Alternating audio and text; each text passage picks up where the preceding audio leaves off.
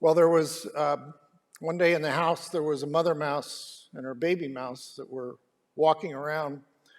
And all of a sudden, out of the blue sky, there was a cat right in front of them, ready to pounce on them. And the mother instinctively looked the cat in the eye and said, "Ruff, ruff." And the cat, stunned, turned and ran away. And the mother looked at her baby and said, "Now see, there's a good reason that you should learn a second language." It is important to learn how to communicate, isn't it? Some people communicate with their eyes and their smiles. Some people communicate with their scowls and their words. We all communicate something in some way. But on this particular Sunday, it's one of those years where this holiday falls on a Sunday. We're going to hear a different kind of story about a woman who learned to communicate in a different language. And it's the language of peace. Her name was Mildred Norman. Mildred grew up in the shadow of 2 world wars and, of course, the Great Depression. But even for her time, Mildred was boldly different. She was troubled by the lack of peace in the world.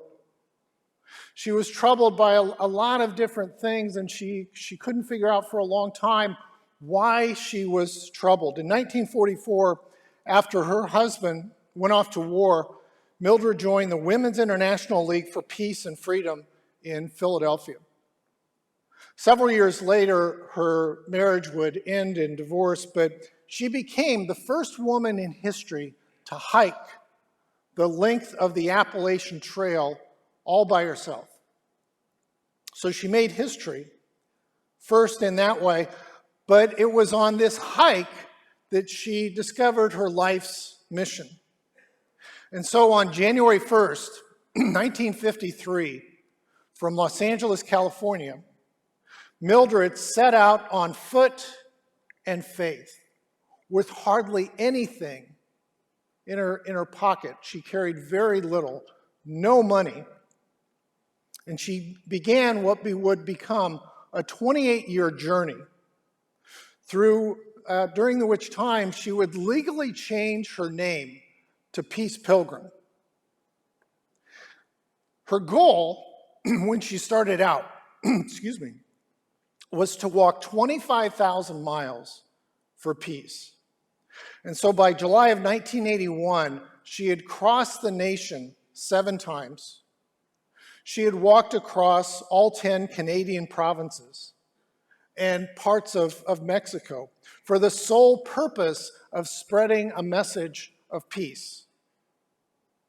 Her consistent and stated mission was this. She said, to remain a wanderer until mankind has learned the way of peace, walking until given shelter, and fasting until given food.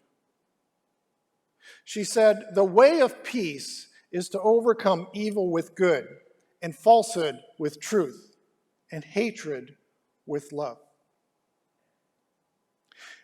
It was during this time that she was walking through Rockford, Illinois, and she appeared in an interview on a show called Fusion on television station WIFR, and it turned out to be her last televised interview. And we're hearing people's stories of hope. And what you'll hear in Peace Pilgrim's voice is not just hope, but hope for peace.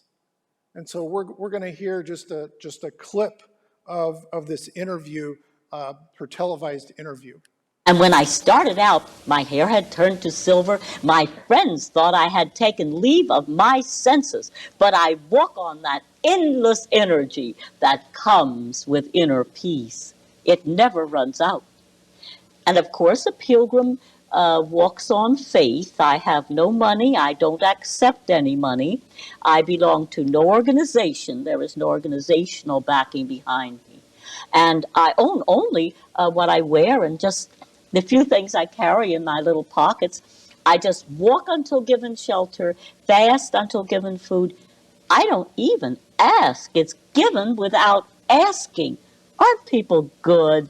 You know, there's a spark of good in everybody. No matter how deeply buried, it's right there. It's waiting to govern every life gloriously.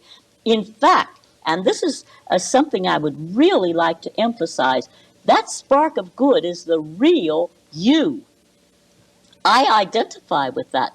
And I hope you do also.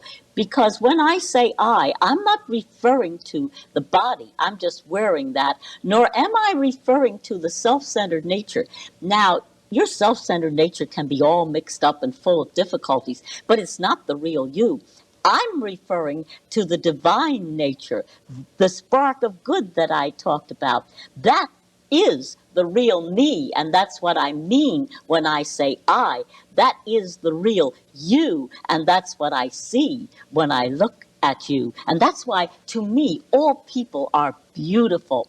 Now, a pilgrim walks not only prayerfully, but as an opportunity to contact people. And that's why I'm wearing my short tunic with Peace Pilgrim on the front and 25,000 miles on foot for peace on the back, because it makes my contacts for me in a very kind way. I don't need to approach people, they approach me. And my message, one sentence: this is the way of peace. Overcome evil with good, and falsehood with truth, and hatred with love. You see, it isn't new, just the practice of it would be new. But I consider it the lesson for today, and it becomes, therefore, the message of my peace pilgrimage. And that's the other thing I would really like to emphasize. The basic conflict in our world today is not between nations, it is between two opposing beliefs. The belief that you can overcome evil with more evil. And of course, those people are busy multiplying the evil. Now, this is the official position of every major nation in the world. This is the war way. And the belief, which is my way, and I'm sure it's your way, I'm sure many people relate to this, the belief that evil can only be overcome by good. That's the basic conflict in our world today.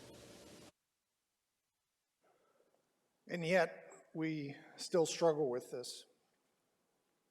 Now, from Rockford, Peace Pilgrim walked across Illinois, and 40 years ago, on July 5th, 1981, she preached what would become her final sermon in this very room.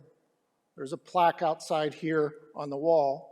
Thank you to Jim Chrisman for pointing out to me that this is the 40th anniversary of her appearance here. And although I haven't been able to find a recorded sermon, what I can tell you is in everything that I read about her and found out, her message was consistent. She just said that. I've said it. The way of peace is to overcome evil with good, and falsehood with truth, and hatred with love. And although the world has changed drastically, this message has not changed. On July 7th, 1981, Peace Pilgrim was being driven to a speaking engagement near Knox, Indiana, when a car approaching hers crossed the center line and collided head-on with hers, and it killed her and the driver instantly. But on July 6th, she made an appearance on radio station WKVI in Knox. And here's what she shared during this interview. And things have changed a good deal since then. But I will say one thing has not changed, and that is my peace message. It still remains, this is the way of peace. Overcome evil with good, and falsehood with truth, and hatred with love. That's still the message that I'm carrying after all these years. Well, you see, we haven't learned to live it yet. The key word for our times is really practice. It isn't more light we have, it's putting into practice what light we already have. When we do that, wonderful things will happen. within our lives and within our world. Peace Pilgrim, there are a certain number of people who would not even think of doing this, that would probably think of somebody like yourself as a kook or a nut. Do you have a problem overcoming this barrier with some people? Well, I'm quite sure that some of those who have just heard of me must think I'm completely off the beam. After all, I am doing something different, and pioneers have always been looked upon as being a bit strange. But you see, I love people, and I see the good in them, and you're apt to reach what you see. The world is like a mirror. If you smile at it, it smiles at you. I love to smile, and so in general, I definitely receive smiles in return. I have been supplied with everything I needed on my pilgrimage without even asking for it. Peace, the Bible tells us that wars will always be with us. What do you say to people who say that? Do you think that this one little effort can make a difference? It actually says that there will be wars and rumors of wars, but that prophecy has been fulfilled amply throughout the century. I don't see why we should want any more fulfillment of that prophecy. It also says, and they shall beat their swords into plowshares and their spears into pruning hooks.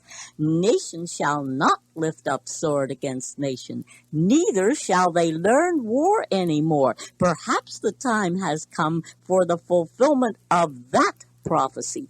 I believe it has. I think this, of course, is what all of us really desire, and yet there is so much pessimism. I was talking to a lady who said, I'm praying with you for peace, but of course I don't believe it's possible. I said, don't you think peace is in accordance with God's will? Oh, yes, she said, I know it is. I said, well, how can you tell me that that which is in accordance with God's will is not possible? It's not only possible, it's inevitable. Only how soon is up to us.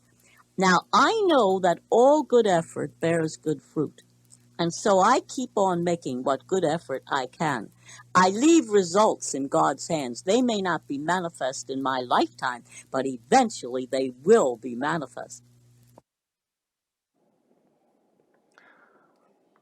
I leave all those results in God's hands. The Apostle Paul wrote that our God is not a God of disorder, but a God of peace. His final words to the people of Corinth included an appeal for peace. He said, listen to my appeal. Be of one mind and live in peace. And the God of love and peace will be with you. You see, we as Christians, we as followers of Christ, we are called, actually demanded, commanded to walk a little bit differently. Think about this. In Christianity, we are taught that the way up is down. Real freedom. The way to find happiness is to seek the happiness of others. The way to become truly rich is to give it all away. And the only way to real power is to be willing to give up power. Because this is exactly what Jesus did. And it's how the cross led to the resurrection. And it is our task and our hope not only to live in peace, but to walk with peace, spreading peace in our lives.